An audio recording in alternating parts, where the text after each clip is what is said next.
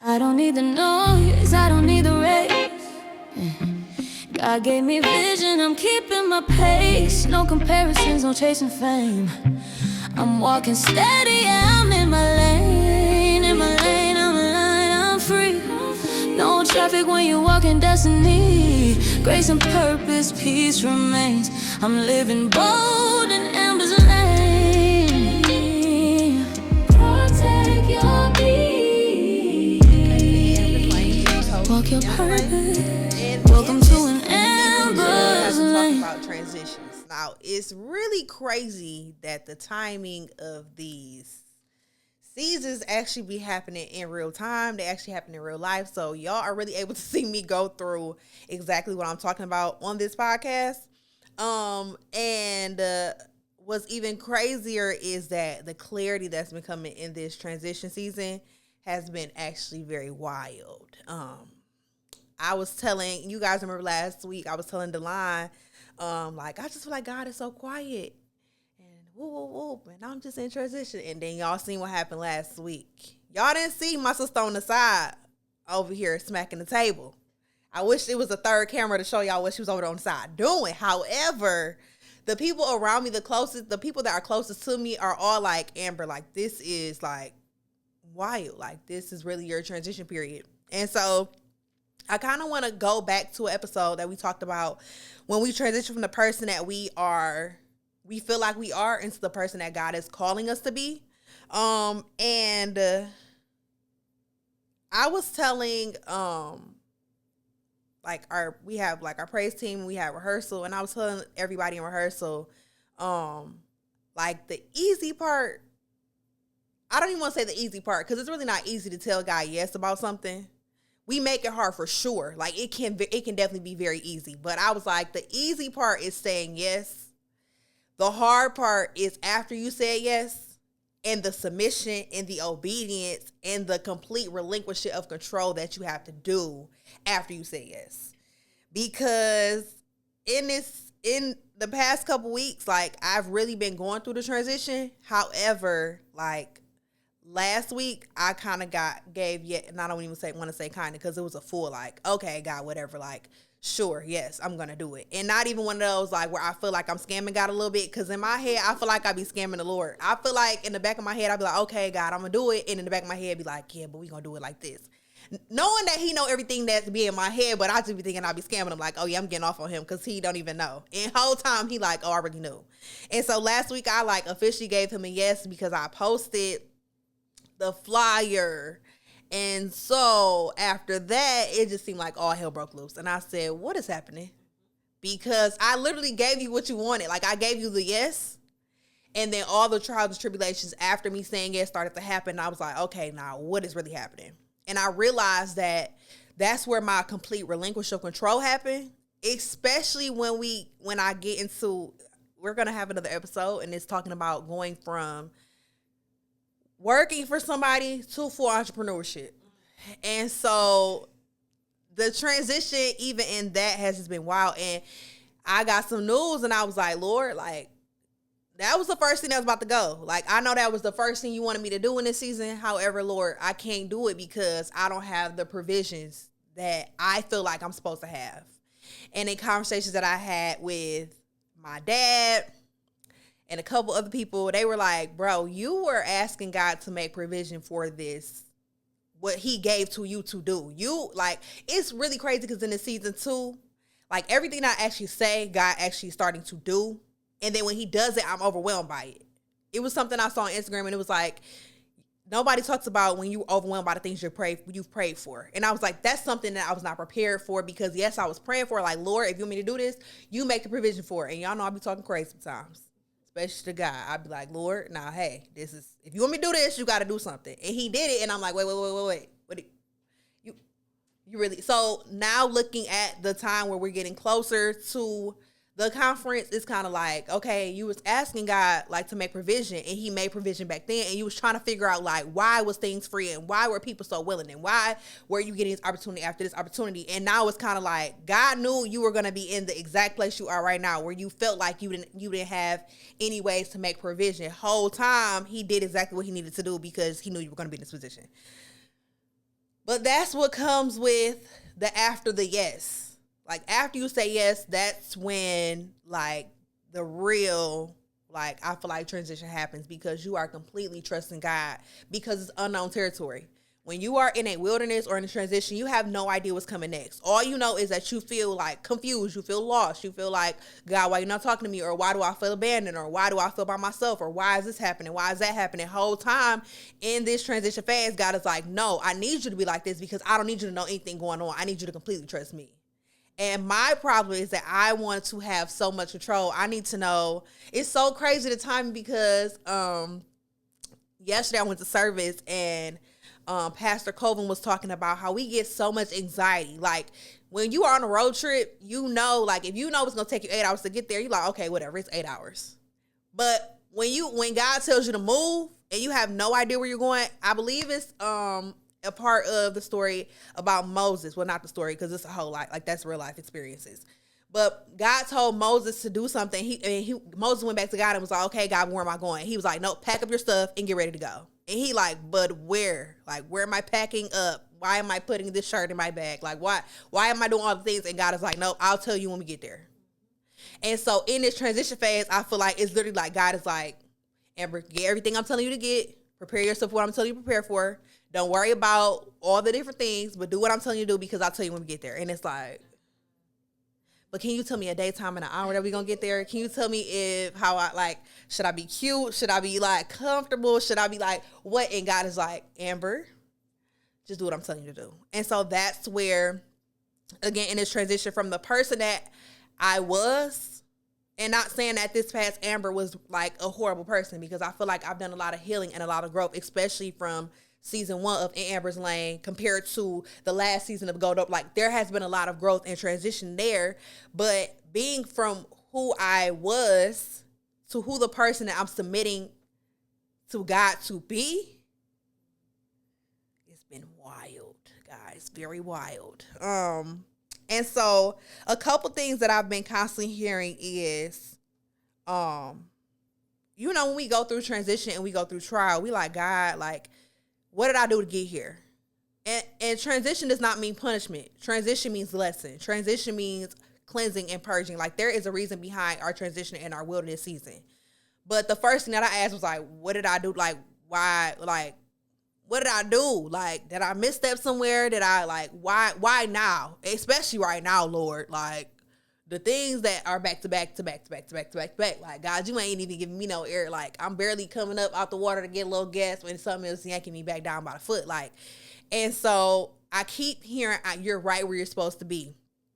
And in transition, you are literally right where it's supposed to be because yes, the wilderness may feel uncomfortable. Yes, the wilderness may feel dry and you're lost and all the things. But the wilderness and transition also brings about safety. Because if you know where you're going, a lot of times you're like, oh, I know this route, how to get there, and I know I can make a right here, and I'm going to be there. But just because you know the journey does not mean you know the road that it takes to get there. And you don't know what's in between you and that from point 1 to point 2. You know what I mean? So in wilderness and in transition, that's probably the safest place for you to be because you are literally in the hand of God. Like he is literally protecting you, guiding you because you are literally in the unknown. And the only person that knows what to do is him. And I think we get so frustrated and so irritated because we're like, God, but why? And the whole time he like, just stay right here. Like outside of the wilderness, like I've already prepared a place for you or I'm preparing stuff for you, like for when you get out, like all the things. But I need you to be ready in this, like I need you to be getting yourself ready in this transition phase. So once I bring you out, you're prepared for what is on the other side. My dad recently talked about like grace. And we know that grace is like God's unmerited favor and his love. However, he was talking about, God, give me the grace. I want the grace to get the things that I don't deserve, but I also want the grace to be able to manage and to handle the things I don't deserve. Because if he gave you everything that you did not deserve, a lot of those things we will fumble because we have no idea how to properly steward them, how to properly manage them. Because a lot of times we get what we've asked for that we really don't deserve. We don't know how to handle it. And sometimes those things we may feel like they are premature. Like, dang, if I would have knew then what I knew now, or I wish I, you know what I'm saying? Like, I wish I didn't have this much time in between, or we have the all I wish. Like, I want the grace to be able to manage what I don't deserve, to be able to steward literally everything in the season. And so something else that I also, my brother Brandon, he frustrates me. I love him. I love you, Brandon. But Lord, you hear the Lord and you just tell me everything in the most timely of times. Something he recently told me was progression over perfection. Now, if you really know Amber Lane, you know that I'm not just throwing anything together. I will sit down fast. If a hair don't come together, if a shoe, the strap come off, if the purse don't match, if I forgot to order something from Glamourholic Lifestyle, if I forgot to order or do anything, I'm going to say, you know what? This is a sign for me not to do it. Whole time, God is like, nope, this is the perfect sign for you to do it because it's more so progression over perfection. I look for things to be exactly how they're supposed to be. In my mind, that in God's eyes, he like, just do it. And in my mind, I'm like, oh, but it's not ready. He like, do it. Put on that white shirt and go, but Lord, it's wrinkled. Like, it could be one little wrinkle on the side. Lord, I'm not wearing it because it's halfway wrinkled. And he like, just put that white shirt on. Like, I give God, I'm so sorry, Lord. I could really give you a hard time. But he was telling me progression over perfection. Something else that he was telling me to do was take on the mentality of just do it. And I feel like that's something that I want to take more of the mentality of, because I would hesitate a lot. And in a season where I am being forced to be vulnerable, forced to be transparent, forced to submit to somebody that I feel like I am not worthy to be, forced to be somebody that I feel like, Lord, out of all the women in this world, out of everybody in my age range, everybody from Detroit, Michigan, you want me to, like, out of all of that, he is just like, stop hesitating and do what I told you to do. Do what I've called you to do. And so I want to encourage you, because in this transition phase, if he's telling you to do something, if he's telling you to move, again, we want to know the whole plan when it's time for us to move. And a lot of times when you move, that's when clarity starts to happen. Clarity always does not come at the very beginning of the plan when God hands you the manual and say, okay, this is what we about to do. And you like, okay, let me take a peek at it. And he like, nope, just grab the book and let's go. But Lord, can I look at page 3? See, nope, just grab the book and let's go. Grab your things, let's go. We want so much clarity, and a lot of times clarity literally comes as you start to take the steps towards what God has told you to do, or the place that God has told you to be in. And again, in our wilderness phase, in our transition phase, there is a lot of cultivating happening. It's cultivating of gifts. It's cultivating of your character, because, baby, I have learned about so much about me, about my character. And again, not saying I'm just a terrible person, but I'm a hothead. It takes me. That's something that the Lord is working out of me, because in this next season, in this next phase, I know I cannot be a hothead. I know I can't be crashing out just because I'm frustrated, because I can't crash out in front of y'all. Y'all gonna look at me like I'm crazy. Like, what is wrong with her? But if I don't get that out of me, when I get to the place that he's taking me to, that same spirit, that same like character trait about me is going to be in that next season. And what am I going to fumble? What am I going to mishandle? What am I going to not steward well because I'm a hothead? So you really have to just or what habits do I need to break? Who did I think when I walked in this transition phase that I was going to walk through it with, that God was like, nope, lead him here and keep going. But Lord, it's like that teddy bear. Lord, but I can't sleep without my teddy bear. God, like, it's a whole nother teddy bear on the outside. This one dirty, dingy. You'd have had it since you was 2 years old, and it's a whole nother one on the end. But he like, just get from here to there. It's so many lessons and things that I am learning on a daily basis. Like, being on this walk with the Lord, you don't just figure it out. You don't just like have everything perfect. In real life, it's about progression. It's about you showing people in real time what it looks like to be a man or a woman of God, what it looks like to be a minister of God, what it looks to be someone that is a representation of him.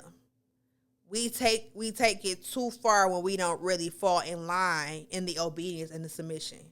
Do I really want to be somebody that people look at and be like, dang, she always bucking against God? Like, am I supposed to be doing that too? I don't want to be that person where it's like, dang, Amber always frustrated. Dang, Amber always upset with the Lord. Like, dang, Amber always. I want it to be easy. And no, it's not going to literally be easy. But at this point in this phase, in this And these lessons, I'm literally just learning, like, Amber, you really got to let go.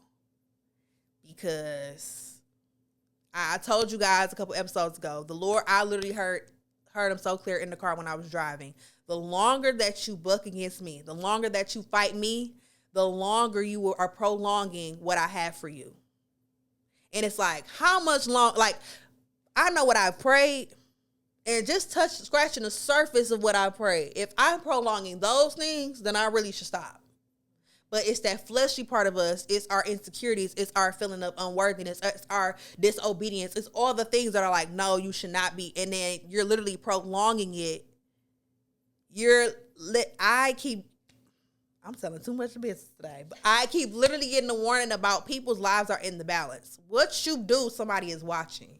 And do you want to be held accountable for the way that you are moving? Absolutely not.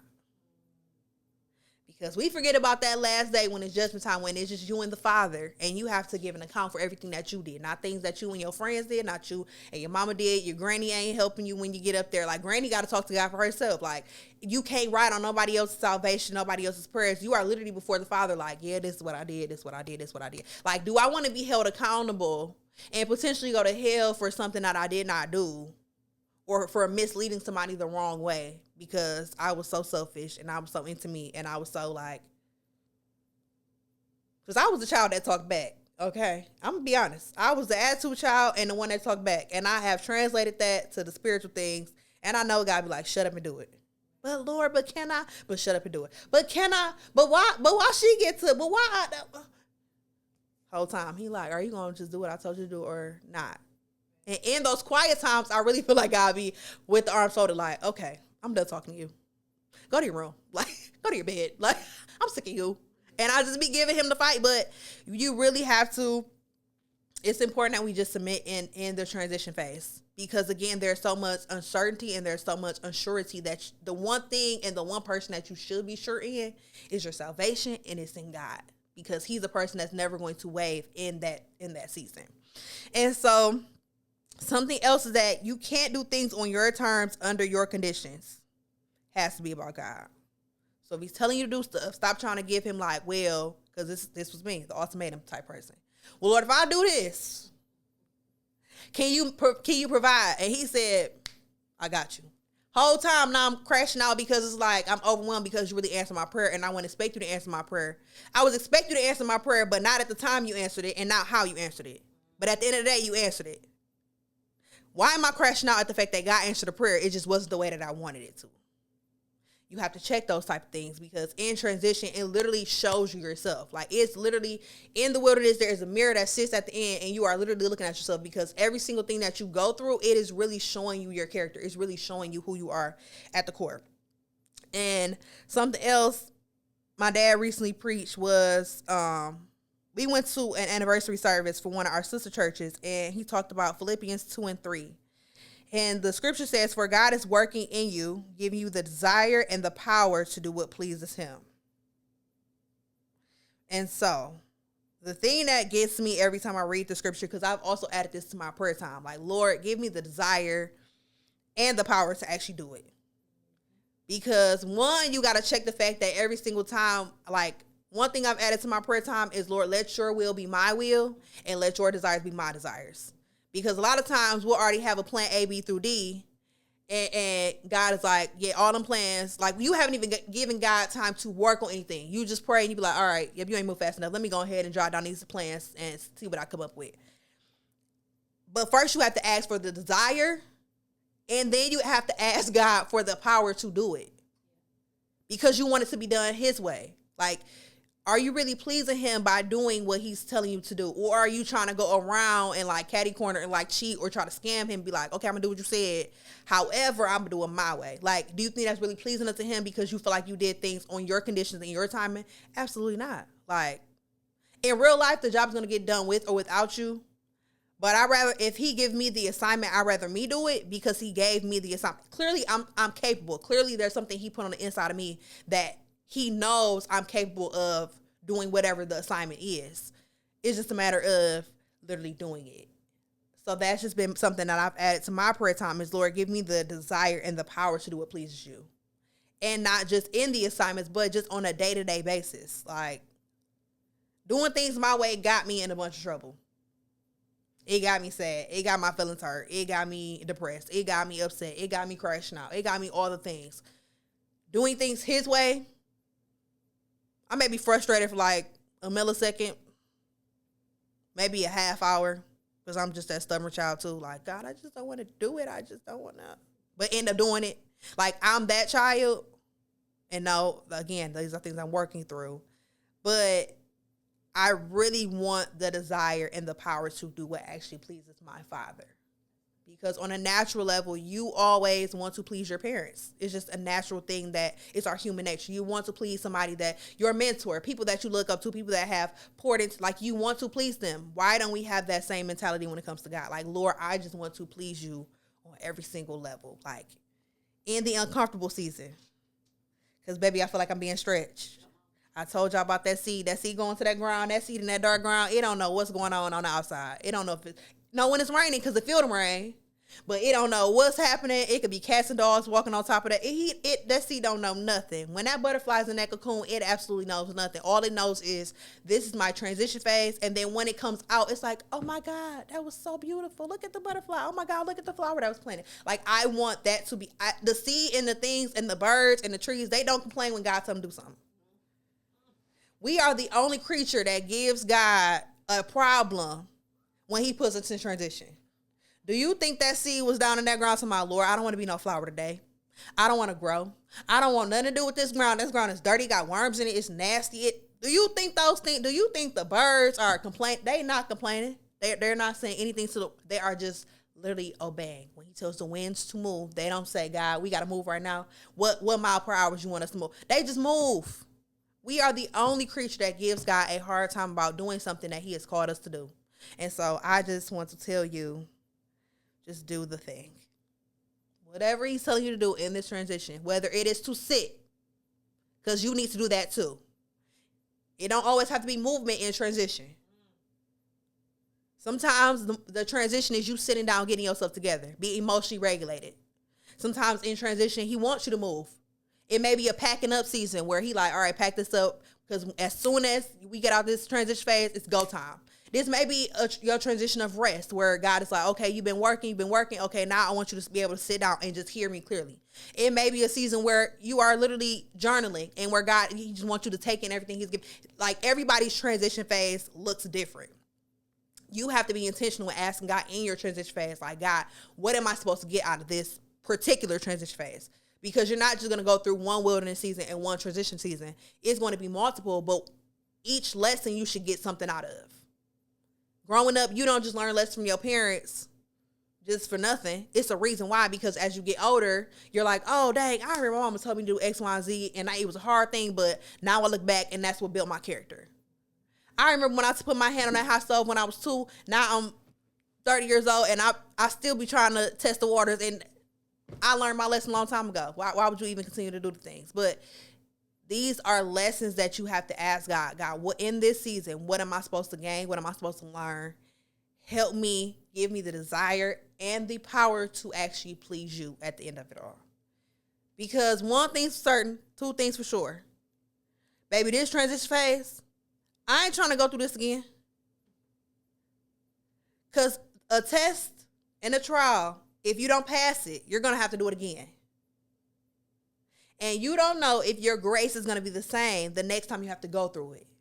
So I'd rather just pass it right the first time. Give him what he want. He know anyway. Everything in this world is so unsure. I might as well go ahead and let him do his one big job, because he knows. He knows. He knows. His ways are better than mine. His thoughts are higher than mine. I might as well go ahead and let my Father do what a father does. And that's the beautiful thing about God. He's not a deadbeat. Like, we don't have to worry about none of the things. He takes good care of us.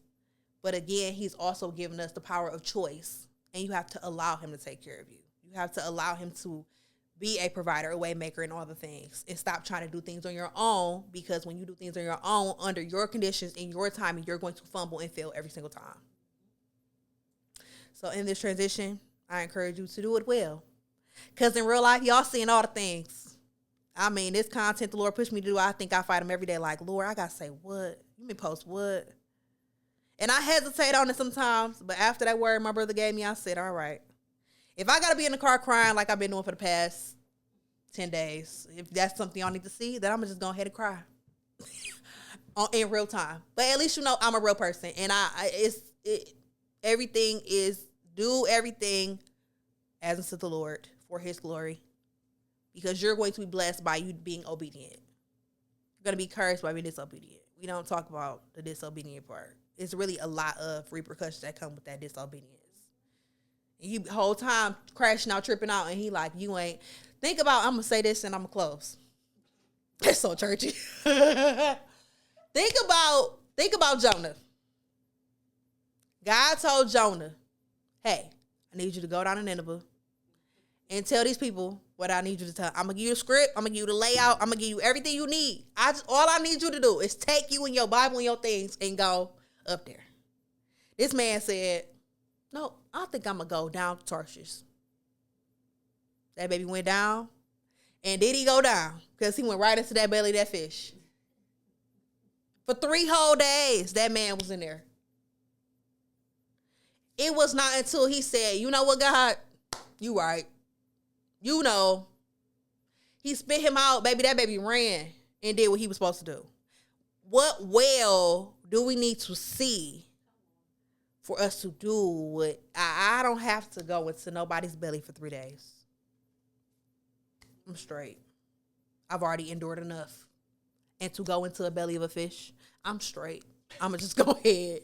And I don't need to see no other type of, Lord, I want to see the other kind of miracles, not that kind of miracle. I don't even want the problems and the things. Just go through the transition well. Steward it well. Do what he's telling you to do. Change your mentality in this season. Cultivate what he's telling you to cultivate. Allow him to change your character. Allow him to change you. Ask for him to give you the desire and the power to actually please him. Because at the end all be all, it's never been about us. Everything is about his will. And it's other people that are looking at you. They're looking at your life to see what they can gain from it. And what type of example are you leading. So I love you. I don't need the noise. I don't need the red. I'm tired, baby. This transition, baby, this whipping me, baby. But it's whipping me right in the... Take me through there. That's what I told the Lord to do, and he sure doing it. Don't ask him if you don't want him to do it. But I love y'all. I don't need the noise. I don't need the rain. Transition. God gave me vision. I'm keeping my pace. No comparisons, no chasing fame. I'm walking steady. I'm in my lane. I'm aligned. I'm free. No traffic when you walk in destiny. Grace and purpose, peace remains. I'm living bold in Amber's lane.